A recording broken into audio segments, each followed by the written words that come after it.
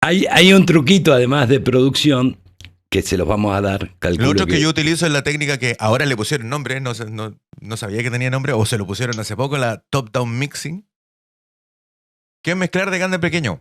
Que yo después de que hago el balance y que dejo la canción sonando sin ningún plugin, proceso el mixbus y después voy procesando los grupos de instrumentos.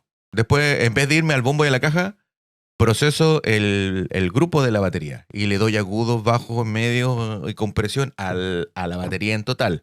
Luego lo mismo con el bajo, lo mismo con todo el instrumento del grupo. Y después que escucho eso, digo, ya, ¿qué falta?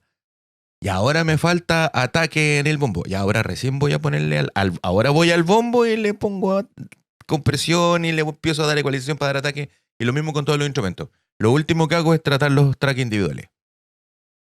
Yo no, yo soy más old school.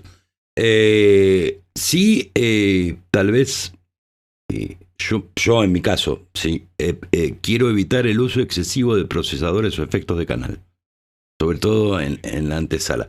El truquito que les iba a dar, que quedó en la nada, es, muchos lidian con la latencia, ¿ok?